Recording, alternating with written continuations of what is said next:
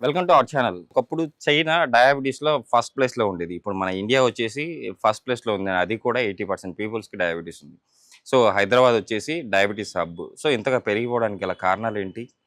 అసలు డయాబెటీస్ ఎందుకు మనకి ఎక్కువగా వస్తా ఉంది? అసలు ఈ విషయాలను తెలియజేయడానికి మనతో పాటు ఉన్నారు senior home physician doctor Hemanth garu. So, sir ద్వారానే ఈ విషయాలను తెలుసుకుందాం. నమస్తే సార్.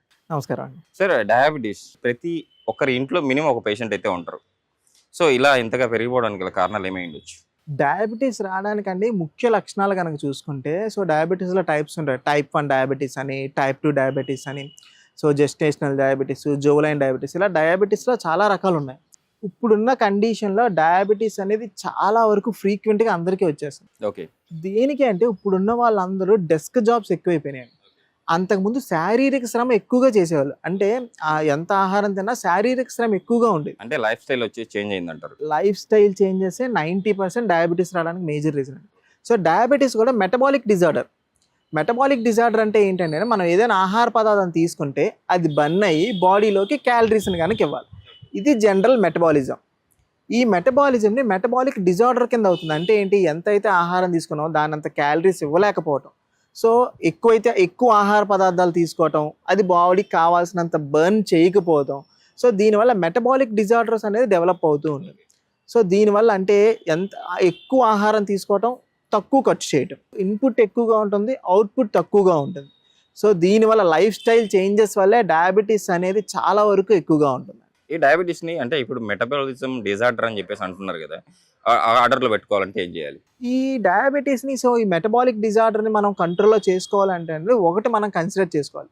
ఒకటి డయాబెటీస్‌ని మనం కన్సిడర్ చేయాలంటే గ్లైసిమిక్ ఇండెక్స్ అన్న దాని గురించి మనం తెలుసుకోవాలి. ఓకే. గ్లైసిమిక్ ఇండెక్స్ అంటే ఏంటంటే, మనం ఏదైనా ఆహారం మనం బాడీలోకి తీసుకుంటే ఎంత తొందరగా ఎంత స్థాయిలో రక్తంలో కరుగుతుంది, ఎంత షుగర్ని రిలీజ్ అవుతుంది అన్న దాన్ని బట్టి గ్లైసిమిక్ ఇండెక్స్ అంటారు. అంటే మనం ఏదైనా ఆహార పదార్థం మనం తీసుకుంటే బాడీలో షుగర్ లెవెల్స్ ఎంత టైంకి రిలీజ్ అవుతుంది, ఎంత మోతాదులో రిలీజ్ అవుతుందా అని గ్లైసిమిక్ ఇండెక్స్ అంటారు. ఓకే. ఇది 70 కన్నా ఎక్కువగా ఉంటే దీన్ని కొలవడానికి ఒక పరిమితి ఉంది, గ్లైసిమిక్ ఇండెక్స్ అంటారు. ఇది 70 కన్నా ఎక్కువగా ఉందనుకోండి, 70 అబోవ్ అంటే high amount of glycemic index అంటారు. సరే, ఓకే. అంటే డయాబెటీస్‌ని కంట్రోల్‌లో ఉంచుకోవడానికి మీరు చెప్పిన గ్లైసెమిక్ ఇండెక్స్ అంటే యాక్చువల్లీ రైస్‌లో ఎంత ఉంటదో అట్ ద సేమ్ టైమ్ మన చపాతీ గోధుమల్లో కూడా సేమ్ నియర్లీ ఈక్వల్‌గా ఉంటది. బట్ కొంతమంది డాక్టర్స్ వచ్చేసి ఇది తినొద్దు, రైస్ మానేసి గోధుమలు తినండి, చపాతీలు తినండి అంటారు కదా తగ్గించుకోవడానికి. బట్ 2 ఈక్వల్ అయినప్పుడు ఎందుకు డిఫరెన్షియేషన్ చేయాలి? రైస్‌లో కానీ ఈ గోధుమల్లో కానీ ఏంటంటే గ్లైసిమిక్ ఇండెక్స్ దాదాపుగా ఒకేలా ఉంటుందండి. ఈ ఇంకా మీకు చెప్పాలంటే ఈ చపాతీల్లోని గోధుమ పిండిలో ఉండే గ్లైసిమిక్ ఇండెక్స్, గోధుమ పిండిలో ఉండే గ్లూటెనే ప్యాంక్రియాస్‌లో బీటా పెక్టోస్‌లో ఈజీగా అబ్జర్వ్ అయిపోతుంది. ఓకే. అంటే గోధుమలు తింటేనే ఎక్కువ అమౌంట్ ఆఫ్ షుగర్ లెవెల్స్ అనేది పెరుగుతూ ఉంటాయి. ఓకే. కాకపోతే ఈ రైస్‌ని తగ్గించండి, చపాతీలను పెంచండి అని దేనికి చెప్తారంటే, ఇండియన్స్ రైస్ క్వాంటిటీ ఎక్కువ తినడానికి మన మైండ్ సెట్ అలవాటు పడిపోయింది. ఈజీగా 1 కేజీ, హాఫ్ కేజీ రైస్ తింటేనే మనం రైస్ తిన్నాము అన్న సాటిస్ఫాక్షన్‌లోకి వెళ్ళిపోతున్నాం. అదే చపాతీలోకి వస్తే ఈ సౌత్ ఇండియన్స్ వాళ్ళు ఏమవుతుంది, చపాతీని రీప్లేస్ చేయండి అంటారు. వాళ్ళకి కూడా ఉంది కదా సార్ డయాబెటీస్. నార్త్ వాళ్ళలో కూడా డయాబెటీస్ ఎక్కువగానే వస్తుందండి. ఇందాక మనం మాట్లాడుతూ ఒకటే పద్ధతి. ఎక్కువ ఆహారం తింటున్నారు, తక్కువ బంద్ చేస్తున్నారు. ఇది రీప్లేస్ చేయండి, ఉల్టా చేయండి. మన సౌత్ వాళ్ళకి ఏంటంటే రైస్ వద్దు, చపాతీ ఎక్కువ తినని అంటారు. అంటే చపాతీ ఎంత తింటారు మ్యాక్సిమం తింటే 1, 2, 3, అంతేగాని రైస్ తిన్నంత అమౌంట్ చపాతీ తినరు కదా. ఇదే నార్త్ వాళ్ళని చూసుకోండి. నార్త్ వాళ్ళు రైస్ తినమంటే వాళ్ళు చపాతీలో 8, 9, 10 ఎక్కువ తినగలరు వాళ్ళు. ఎక్కువ తినగలరు, ఎక్కువ క్యాలరీస్ వస్తాయి. ఇదే వాళ్ళని రైస్ తినమని మనం చెప్పామనుకోండి, వాళ్ళు చపాతీ తిన్నంత ఇష్టంగా హ్యాపీగా రైస్ తినలేరు. వాళ్ళు తినే క్వాంటిటీ తగ్గుతుంది, అంటే రైస్ తీసుకునే క్వాలిటీ తగ్గుతుంది.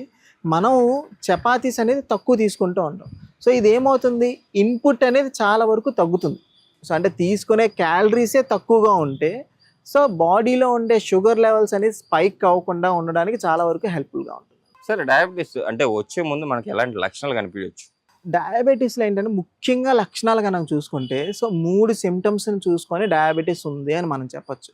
ఒకటి, ఎక్కువగా యూరిన్కి ఎక్కువసార్లు వెళ్తూ ఉంటారు, తరచూ యూరినేషన్కి వెళ్తుంటారు, అది నైట్ టైం ఇంకా ఎక్కువగా వెళ్తుంటారు. పాలీయూరియా అనేది మేజర్ సిమ్టమ్. దీంతోపాటు పాలీడిప్సియా అంటారు. అంటే ఏంటంటే ఎక్కువగా దాహం వేస్తూ ఉంటుంది, అంటే వాటర్ ఇంటేక్ తాగుతున్నా ఇంకా ఎక్కువగా దాహం వేస్తూ ఉంటుంది. మూడో విషయం చూసుకుంటే ఎంత ఆహారం తిన్నా ఇంకా నీరసంగా ఉండటం, ఈజీగా అలసిపోవటం, అంటే ఒక చిన్న పని చేయగానే బాడీలో వాళ్ళ అలసట ఈజీగా వచ్చేస్తుంది. ఓకే. ముఖ్యంగా ఈ 3 లక్షణాలు గనక ఉంటే డయాబెటిస్ ఉంది అని మనం కన్సిడర్ చేయగలుగుతాం. సార్ హెచ్బిఏవన్సీ లెవెల్స్ మామూలుగా ఎంత ఉంటే మనకు నార్మల్‌లో ఉన్నట్టు డయాబెటిస్, సో పెరిగేదాన్ని మనం ఎలా గుర్తించాలి? ఎన్ని రోజులకోసారి హెచ్బిఏవన్సీ టెస్ట్ చేయించుకోవాలి? హెచ్బిఏవన్సీ టెస్ట్ ఏమవుతుందంటే అండి, 3 నెలల పాటు రక్తంలో చక్కెర స్థాయి ఎంతవరకు ఉంది, అంటే బ్లడ్‌లో షుగర్ వాల్యూ ఎంతవరకు ఉన్నదాన్ని మనం కన్సిడర్ చేస్తాం. ఓకే. అంటే ఏంటంటే హెచ్బిఏవన్సీ, హెచ్బి అంటే రక్తం శాతం, అంటే ఎర్ర రక్త కణాలు. ఎర్ర రక్త కణాల లైఫ్ స్పాన్ ఏంటంటే అండి 90 డేస్, అంటే 90 రోజుల పాటు బాడీలో గ్లూకోజ్ లెవెల్స్ ఎంత ఉంది ఏంటి అని చెప్పే టెస్ట్నే హెచ్బిఏవన్సీ అంటారు. హెచ్బిఏవన్సీ 5.5 బిలో ఉంటే నార్మల్ అండి. సో జనరల్గా 6 ఉన్న ప్రీ డయాబెటిక్ కండిషన్ అని కన్సిడర్ చేస్తూ ఉంటాం. అబోవ్ 6.5, 6, 7 ఉందంటే డయాబెటీస్ ఉంది కానీ కంట్రోల్లో లేదు అని చూసుకోవాలి. ఎప్పుడైతే 7 అబోవ్ 7, 8 వస్తుంది అంటే షుగర్ లెవెల్స్ మీ బాడీ ఎంత చేస్తున్నా కంట్రోల్ అవ్వట్లేదు అని మనం కన్సిడర్ చేస్తాం. హెల్దీ పర్సన్కి 5.5 బిలో ఉంటుందండి. ఎప్పుడన్నా ఈ హెచ్బిఏవన్సీ టెస్ట్ ఏంటంటే 3 నెలలకు ఒకసారి రిపీట్ చేసుకుంటూ ఉండాలి. సో డయాబెటిక్ కండిషన్లో ఉన్న, ప్రీ డయాబెటిక్ కండిషన్లో ఉన్న, అంటే ఒక వ్యక్తికి షుగర్ వచ్చింది అనిపించినా, లేదు షుగర్లోనే ఉన్నారు, ఆన్ మెడికేషన్లో ఉన్నారు అని తెలిసినా 3 నెలలకు ఒకసారి హెచ్బిఏవన్సీ చేయించుకుంటే అది పెరుగుతుందా తగ్గుతుందా అన్న దాన్ని మనం చూసుకొని నెక్స్ట్ ఏం చేయాలని నియంత్రణ చేసుకోవచ్చు. సార్ ఇప్పుడు నేను డయాబెటీస్‌ని కంట్రోల్‌లో ఉంచుకోవాలనుకుంటున్నా. సో నాకుంది. నేనేం చేయాలి? సో డయాబెటీస్ని కంట్రోల్లో పెట్టుకోవాలంటే అండి, ముందుగా మనం చేయాల్సిన ఏంటంటే కార్బ్స్ని అవాయిడ్ చేయాలి, కార్బోహైడ్రేట్ని పూర్తిగా అవాయిడ్ చేయాలి. దీంతోపాటు ప్రోటీన్ ఎక్కువ తీసుకోవాలి, ఫైబర్ ఫుడ్ ఎక్కువ తీసుకుంటూ ఉండాలి. సో ఇందాక మనం మాట్లాడుకున్నట్టు గ్లైసిమిక్ ఇండెక్స్ తక్కువ ఉన్న ఆహార పదార్థాలు తీసుకోవాలి. తక్కువ ఉన్న ఆహార పదార్థాలు ఏమున్నాయి? ఫ్రూట్స్లో మనం చూసుకుంటే వాటర్ మెలను, మస్క్ మెలను, బత్తాయి జ్యూసు. సో ఇవన్నీ జ్యూసెస్లో తక్కువ ఉంది. పల్సెస్లో red dal, Bengal gram, so కందిపప్పు, మినప్పప్పు, వీటిలో కొద్దిగా మోతాదులో ఉంటుంది. Dry nuts, sunflower seeds, watermelon seeds, బాదము, వీటిలో low amount of glycemic index ఉంటుంది, అంటే మనం తీసుకున్న అంత తొందరగా షుగర్ పెరగదు. వీటిలో ఏమవుతుందంటే గ్లైసిమిక్ ఇండెక్స్ తక్కువ ఉన్న ఆహార పదార్థాలు మనం ఎక్కువగా తీసుకుంటాం. గ్లైసిమిక్ ఇండెక్స్ ఎక్కువ ఉన్న ఆహార పదార్థాలు మనం అవాయిడ్ చేయాల్సిందంటే high amount of carbs. Rice high amount of carbs ఉంటాయి, potatoes high amount of carbs ఉంటాయి. ఇంకోటి ప్రాసెస్డ్ ఫుడ్స్, జంక్ ఫుడ్స్, వీటిలో న్యూట్రిషన్ వాల్యూ ఉండదు, ప్రిజర్వేటివ్స్ ఎక్కువగా ఉంటాయి, దీనిలో high amount of glycemic index ఉంటాయి. డీప్ ఫ్రైడ్ ఫుడ్స్, వీటిలో high amount of glycemic index ఉండేది. ఈ ఫుడ్స్ని అవాయిడ్ చేయాలండి. Okay sir. ఇప్పుడు అంటే డయాబెటీస్ కంట్రోల్‌లో ఉంచుకోవాలంటే ఈ ఫుడ్స్ తీసుకోవాలని చెప్పాను. పూర్తిగా రివర్స్ చేపించుకోవాలనుకుంటున్నాను. సో హోమియోపతిలో ఎలాంటి ట్రీట్మెంట్ అందుబాటులో ఉంది? హోమియోపతిలో ఏంటంటే చాలా బెస్ట్ రెమెడీస్ ఉన్నాయి. సో మనం డయాబెటీస్ చూసుకుంటే ఏమేమి టైప్స్ ఆఫ్ రెమెడీస్ ఉన్నాయి ఏంటని మనం మాట్లాడుకుంటే కొన్ని డ్రగ్స్ గురించి నేను చెప్తాను. యాసిడ్ ఫాస్ఫారిక్ యాసిడ్ అని ఒక డ్రగ్ ఉంటుంది. ఓకే. ఇందాక మనం చెప్పినట్టుగానే డయాబెటీస్ కానీ పాలియూరియా, అంటే అతిగా యూరిన్కి వెళ్ళటం, ఎక్కువగా దాహం వేయటం, దీంతోపాటు ఈ మందు యొక్క ముఖ్య లక్షణం ఏంటంటే వీక్నెస్ అండి. సో ఎనీథింగ్, వీళ్ళకి డయాబెటీస్ ఉంటుంది, కంట్రోల్ ఉండొచ్చు ఉండకపోవచ్చు, కాకపోతే వీక్నెస్ అనే కంప్లైంట్ ఎక్కువగా చెప్తారు.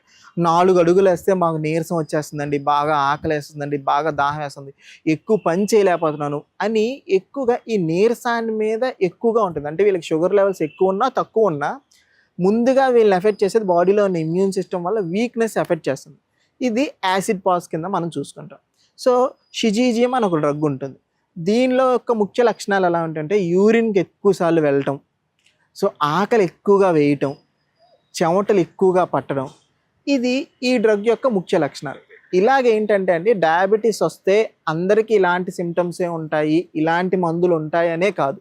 సో వ్యక్తి యొక్క లక్షణాలను మనం పట్టుకొని, సో ఏ సిమ్టమ్ మేజర్గా ఉంది దాన్ని బట్టి చూసుకొని హోమియోపతిక్ రెమెడీ ఇవ్వటం అనేది జరుగుతుంది. ఏం సార్ ఈరోజు డయాబెటీస్ రావడానికి గల కారణాలు ఏంటి? హెచ్బిఏవన్సీ లెవెల్స్ ఎలా మనం చెక్ చేసుకోవాలి, ఎందుకు చెక్ చేసుకోవాలి, అట్ ద సేమ్ టైం హోమియోపతిలో ఎలాంటి డయాబెటీస్ పూర్తిగా రివర్స్ చేసుకోవాలంటే ఎలాంటి మెడికేషన్ అందుబాటులో ఉందో చాలా చక్కటి వివరణ ఇచ్చారు. Thank you.